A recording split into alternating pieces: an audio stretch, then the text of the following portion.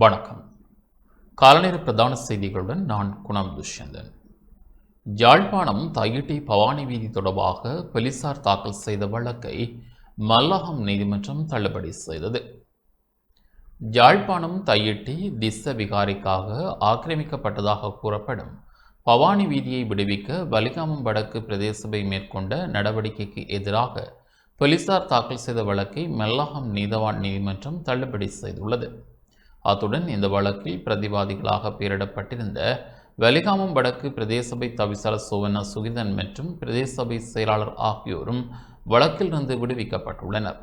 தையிட்டி திஸ்ஸ விகாரைக்காக ஆக்கிரமிக்கப்பட்டதாக கூறப்படும் காணிகளில் அண்மையில் அளவீட்டு பணிகள் மேற்கொள்ளப்பட இருந்த நிலையில் காணி உரிமையாளர்கள் அதற்கு ஒத்துழைப்பு வழங்கவில்லை என தெரிவிக்கப்படுகின்றது. எனினும் விகாரைக்காக ஆக்கிரமிக்கப்பட்டதாக கூறப்படும் பவானி வீதியின் எல்லையை தவிசாளர் சோவண்ணா சுகிர்தன் அதிகாரிகளுக்கு அடையாளம் காட்டியிருந்தார். இதனைத் தொடர்ந்து வீதியை மறைத்து அமைக்கப்பட்டிருந்த எல்லையை அகற்றுமாறும் அவ்வாறு செய்யாவிட்டால் பிரதேச சபையே அதை அகற்ற நடவடிக்கை எடுக்கும் என்றும் தெரிவித்து தையிட்டி திஸ்ஸ விகாராதிபதி ஜிந்தோட்ட நந்தராம தேரருக்கு பிரதேச சபை கடிதம் அனுப்பியிருந்தது. இந்த நடவடிக்கைக்கு எதிர்ப்பு தெரிவித்து விகாராதிபதி போலீசாரிடம் முறைப்பாடு செய்ததைத் தொடர்ந்து பவானி வீதியை விடுவிக்கும் பிரதேச சபையின் நடவடிக்கைக்கு தடை விதிக்குமாறு போலீசார் மல்லாகம் நீதவான் நீதிமன்றத்தை நாடியிருந்தனர். எனினும் வழக்கை ஆராய்ந்த மல்லாகம் நீதவான் நீதிமன்றம் போலீசார் தாக்கல் செய்த மனுவை தள்ளுபடி செய்ததுடன் வலிகாமம் வடக்கு பிரதேச சபை தவிசாளர் மற்றும் செயலாளரையும் வழக்கிலிருந்து விடுவித்துள்ளது. தையிட்டி திசவிகாரையில் பொது வழியில் ஏற்படுத்தப்பட்ட தடைகள் மற்றும் எல்லையிடல் தொடர்பாக பவானி வீதி திறப்பது தொடர்பாக ஏற்கனவே வணக்கத்துக்குரிய ஜிந்தோட்ட நாமதேரருக்கு நம்மால் அனுப்பப்பட்ட கடிதத்துக்கு எதிராக பலாலி போலீசாரால் 81வது பிரிவின் ஏற்படுத்தப்பட்ட வழக்கின் அடிப்படையில் தொடர்ச்சியாக நடைபெற்ற இன்று அதற்கான தீர்ப்பு சொல்லப்பட்டது.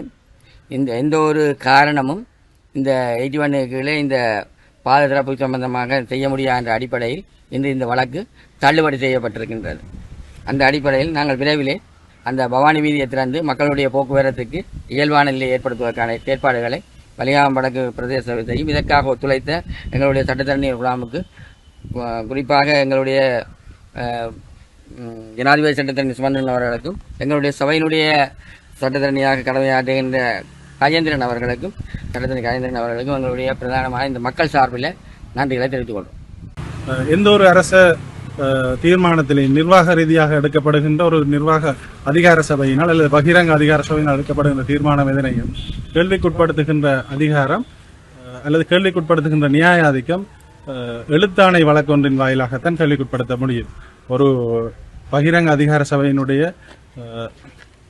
தீர்மானத்தையோ அல்லது செயற்பாட்டையோ கேள்விக்குட்படுத்துவதாக இருந்தால் அது குறிப்பாக வலிகாமம் வடக்கு பிரதேச சபை மாகாண சபைகளுக்கு உட்பட்ட ஒரு சபையாக இருக்கின்ற காரணத்தினால் மேல் நீதிமன்றத்தில், அதாவது வடமாகாண மேல் நீதிமன்றத்திலே தான் இந்த வழக்கினை தாக்கல் செய்து வலிதுடைமையை கேள்விக்குட்படுத்தி இருக்க முடியும்.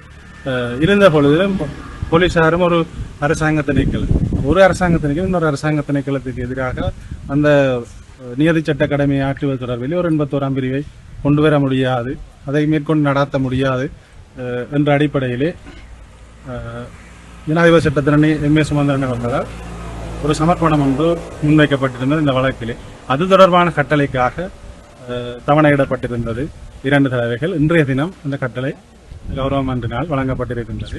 அதாவது இந்த கட்டளையின் பிரகாரம் குறிப்பிட்ட சமாதான குலைவை ஏற்படுத்தக்கூடிய எந்த ஒரு சூழ்நிலைகளையும் வழக்கு தொடர்ந்த தரப்பான பலாலி போலீசார் முன்வைத்திருக்கவில்லை என்பதாகவும், மேலும் இந்த வழக்கினை தள்ளுபடி செய்து பிரதிவாதிகள் இருவரையும் இந்த வழக்கிலிருந்து நீதிமன்றம் விடுவித்திருக்கின்றது.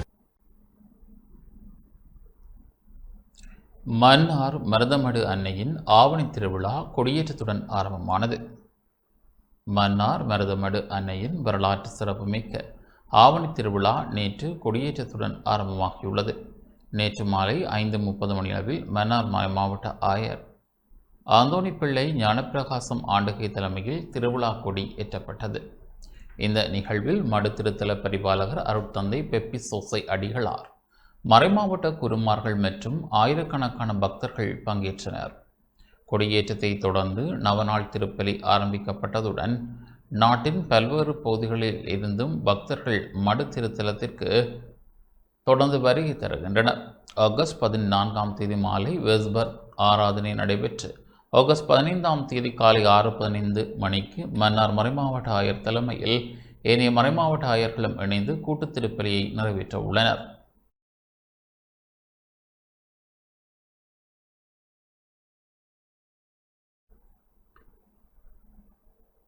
யாழ்ப்பாணம் பலிகாமம் தென்மேற்கு பிரதேச சபையின் ஏற்பாட்டில் டெங்கு ஒழிப்பு விழிப்புணர்வு முன்னெடுக்கப்பட்டது. டெங்கு நோயை பரவலை கட்டுப்படுத்தும் நோக்கில் யாழ்ப்பாணம் பலிகாமம் தென்மேற்கு பிரதேச சபையின் ஏற்பாட்டில் டெங்கு ஒழிப்பு விழிப்புணர்வு பவனி முன்னெடுக்கப்பட்டது. இதன்போது வீடுகள் மற்றும் சுற்றுப்புறங்களை சுத்தமாக வைத்திருத்தல், தண்ணீர் தேங்கும் இடங்களை அகற்றுதல் உள்ளிட்ட டெங்கு தடுப்பு நடவடிக்கைகள் குறித்து பொதுமக்களுக்கு விழிப்புணர்வு ஏற்படுத்தப்பட்டது. நுளம்பை ஒழிப்போம், டெங்குவை தடுப்போம் என்ற துணைப்பொருளில் நடைபெற்ற இந்த பவனியில் பலிகாமம் மேற்கு பிரதேச சபையின் தலைவர், செயலாளர், உறுப்பினர்கள் மற்றும் உத்தியோகஸ்தர்கள் உள்ளிட்ட பலர் கலந்து கொண்டனர்.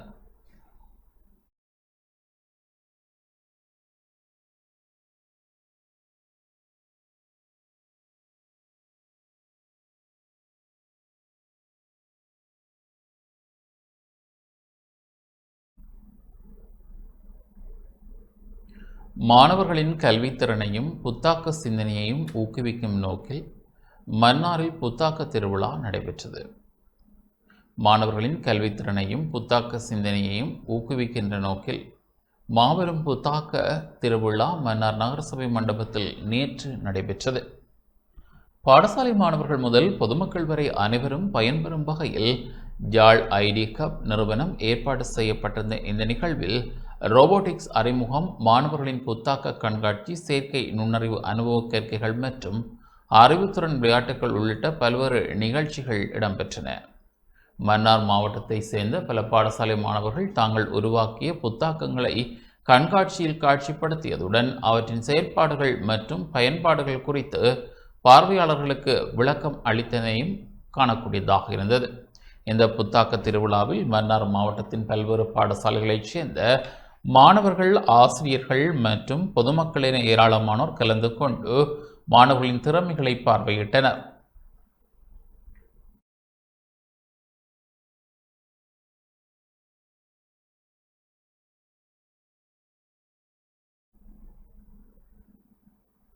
கிளிநொச்சி முருகானந்தா கல்லூரி ஊடகக் கழகத்தின் முரசு காலாண்டு பத்திரிகை 2வது இதழ் வெளியானது.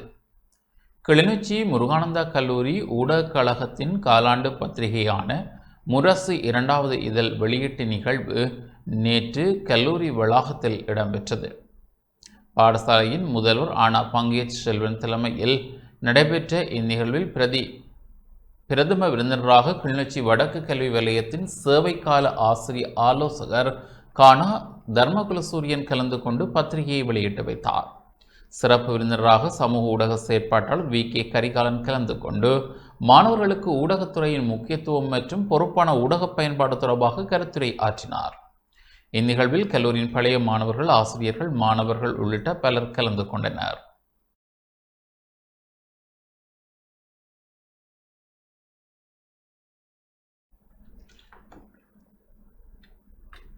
ஈஸ்டர் ஞாயிறு பயங்கரவாத தாக்குதல் தொடர்பான விசாரணைகளில் சட்டமா அதிபர் திணைக்களத்தின் பங்கு மற்றும் நீதித்துறையில் நிலவும் தாமதங்கள் குறித்து சட்டத்தரணி அச்சலா செனவரட்ன பல்வேறு கேள்விகளை எழுப்பியுள்ளார். கொழும்பில் நேற்று ஊடகங்களுக்கு கருத்து தெரிவித்த அவர், ஈஸ்டர் தாக்குதல் தொடர்பான ஜனாதிபதி ஆணைக்குழு அறிக்கையில் முன்வைக்கப்பட்டுள்ள சில பரிந்துரைகள் இதுவரை நடைமுறைப்படுத்தப்படவில்லை என சுட்டிக்காட்டினார். ஈஸ்டர் தாக்குதல் தொடர்பாக தற்போது சட்டமா அதிபர் திணைக்களம் வழக்குகளை தாக்கல் செய்து வருவதாகவும் குற்றப்பத்திரிகைகள் தாக்கல் செய்யப்படுவதாகவும் குறிப்பிட்ட அவர், அதேவேளை ஜனாதிபதி ஆணைக்குழு அறிக்கையின் சட்டமா அதிபர் திணைக்களம் தொடர்பாக முன்வைக்கப்பட்ட பரிந்துரைகள் தொடர்பில் உரிய நடவடிக்கைகள் எடுக்கப்படவில்லை என தெரிவித்தார். 2017ஆம் ஆண்டு தௌஹீத் ஜமாஅத் அமைப்பு தொடர்பான தகவல்களை பயங்கரவாத புலனாய்வு பிரிவு கண்டறிந்து அதன் உறுப்பினர்களை கைது செய்வதற்காக சட்ட ஆலோசனைகளை கோரியிருந்ததாகவும், ஆனால் அந்த ஆலோசனைகள் வழங்குவதில் சட்டமா அதிபர் திணைக்களம் தாமதம் செய்ததாகவும் அவர் குற்றம் சாட்டினார். அந்த நேரத்தில் உரிய சட்ட ஆலோசனைகள் வழங்கப்பட்டிருந்தால் ஈஸ்டர் தாக்குதலை தடுக்கக்கூடிய வாய்ப்பு இருந்திருக்கலாம் என்றும், எனவே தாமதத்துக்கு பொறுப்பான அதிகாரிகள் தொடர்பிலும் சட்ட நடவடிக்கை எடுக்கப்பட வேண்டும் என சட்டத்தரணி அச்சலா செனவரட்ன வலியுறுத்தினார். நாட்டின் நீதித்துறை மற்றும் சட்டத்தின் சுயாதீனத்தன்மையை உறுதி செய்வதில் சட்ட அதிபர் திணைக்களத்தின் பங்கு முக்கியமானது என குறிப்பிட்ட அவர், ஜனாதிபதி ஆணைக்குழுவின் முன்னிலையிலேயே தவறான தகவல்கள் வழங்கப்பட்டிருந்தால் சட்டத்தின் நிலைமை குறித்து கேள்வி எழும் என்றும் தெரிவித்தார். இதேபோல நீதிபதிகளின் ஓய்வுபெறும் வயதை அதிகரிப்பது தொடர்பான விவாதங்கள் குறித்தும் கருத்து தெரிவித்த அவர், ஓய்வுபெறும் வயதை மாற்றுவதன் மூலம் மட்டும் நீதிமன்ற வழக்குகளின் விசாரணைகளை விரைவுபடுத்த முடியாது என குறிப்பிட்டார். வழக்கு விசாரணைகளை துரிதப்படுத்துவதற்கு நீதித்துறை மறுசீரமைப்புகளை மேற்கொள்வது, மறுசீரமைப்பு அலுவலகத்தை உடனடியாக நிறுவுவதுமே அவசியம் என்றும் சட்டத்தரணி අචලා සෙනවිරත්න மேலும் தெரிவித்தார். අදාළ ලිපි ගොනුව රජයේ ජ්‍යෙෂ්ඨ අධිනීතිඥ අසත් නවාමි වෙත යොමු කරන ලද්දේ මෙම ලිපි ගොනුව හැසිරවීම සඳහා නීතිඥයෙකු නම් කරන ලෙස සඳහන් කරමිනි. நிலவும் சீரற்ற வானிலை காரணமாக பரீட்சார்த்திகளின் பாதுகாப்பை உறுதி செய்வதற்காக எதிர்வரும் 3 நாட்களும் அதி உச்ச வினைத்திறனோடு செயற்பட உள்ளதாக அனைத்து முகாமைத்துவ மத்திய நிலையம் தெரிவித்துள்ளது. நாடளாவிய ரீதியில் நடைபெறும் பரீட்சைகளின் போது இயற்கை அனர்த்தங்கள் மற்றும் எதிர்பாராத சம்பவங்களால் பாதிக்கப்படக்கூடிய பகுதிகளுக்கு தேவையான உத்தியோகஸ்தர்கள் மற்றும் நிவாரண உபகரணங்கள் ஏற்கனவே அனுப்பி வைக்கப்பட்டுள்ளதாக அனைத்து முகாமைத்துவ மத்திய நிலையத்தின் விழிப்புணர்வு மற்றும் பயிற்சி பணிப்பாளரும் ஊடக பேச்சாளரும் ஆன பிரதீப் கொடிப்பிலி தெரிவித்தார். சீரற்ற வானிலையால் பாதிக்கப்படக்கூடிய பகுதிகளில் அமைந்துள்ள பரீட்சை நிலையங்களுக்கு செல்லும் வீதிகள் மற்றும் போக்குவரத்து வழிகளை தடையின்றி பேணுவதற்காக முப்படையினரும் போலீசாரும் தயார் நிலையில் வைக்கப்பட்டுள்ளதாகவும் அவர் குறிப்பிட்டுள்ளார். வெள்ளப்பெருக்கு காரணமாக மாணவர்களுக்கு பரீட்சை நிலையங்களை சென்றடைவதில் சிரமம் ஏற்பட்டால் படகுகள் மற்றும் விசேட பாதுகாப்பு வாகனங்களை பயன்படுத்தி அவர்களை பாதுகாப்பாக பரீட்சை மண்டபங்களுக்கு அழைத்து செல்ல நடவடிக்கைகள் மேற்கொள்ளப்பட்டுள்ளதாகவும் தெரிவிக்கப்பட்டுள்ளது. மேலும் வெள்ளம் மற்றும் மண் சரிவு அபாயம் காணப்படும் பகுதிகளில் வசிக்கும் பரீட்சார்த்திகள் அவசர நிலைமைகள் ஏற்படும் பட்சத்தில் உடனடியாக அனைத்து முகாமைத்துவ மையத்தின் 117 என்ற அவசர அழைப்பு இலக்கத்துடனும் பரீட்சைகள் திணைக்களத்தின் 1911 என்ற இலக்கத்துடனும் அல்லது 0112136136 0112136222 0112136223 ஆகிய விசேட தொலைபேசி இலக்கங்களுடனும் தொடர்பு கொள்ளுமாறு அறிவுறுத்தப்பட்டுள்ளனர். අවශ්‍ය පරිදි බලපෑමකට ලක්විය හැකි දිස්ත්‍රික්කවල අඛණ්ඩවම සූදානම් කරලා තියෙනවා. අනිකුත් දිස්ත්‍රික්කවලත් අඛණ්ඩවම පැය 24 පුරාම සූදානම් කරලා තියෙනවා.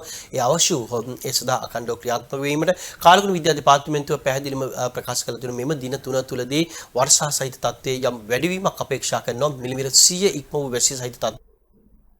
மக்கள் பிரதிநிதிகளின் சொத்து மற்றும் பொறுப்பு விவரங்களை அறிந்து கொள்ளும் மக்களின் உரிமை முழுமையாக பாதுகாக்கப்படும் என சுகாதார மற்றும் ஊடகத்துறை அமைச்சர் வைத்திய கலாநிதி நலிந்த ஜாதிச தெரிவித்துள்ளார்.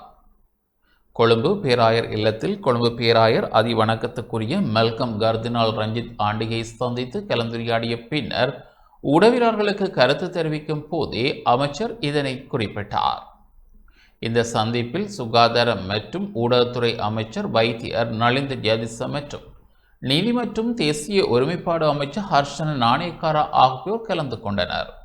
நாட்டில் தற்போது கவனம் பெற்றுள்ள நீதி மற்றும் சிறைச்சாலை துறையின் தற்போதைய நிலைமை, எதிர்காலத்தில் முன்னெடுக்கப்பட உள்ள சீர்திருத்த நடவடிக்கைகள் குறித்து மற்றும் அது தொடர்பில் சமூகத்தில் பரவி வரும் தவறான தகவல்கள் குறித்து பேராயருக்கு அமைச்சர்கள் விளக்கம் அளித்துள்ளனர். நீதித்துறை மீதான மக்களின் நம்பிக்கையை வலுப்படுத்துதல், நீதியை தாமதமின்றி வழங்குதல் மற்றும் நீதி மற்றும் சிறைச்சாலை துறையில் நிலவும் சவால்களுக்கு தீர்வு காணுதல் ஆகிய நோக்கங்களின் அடிப்படையில் அரசாங்கம் நடவடிக்கைகளை முன்னெடுத்து வருவதாகவும் அமைச்சர்கள் தெரிவித்தனர்.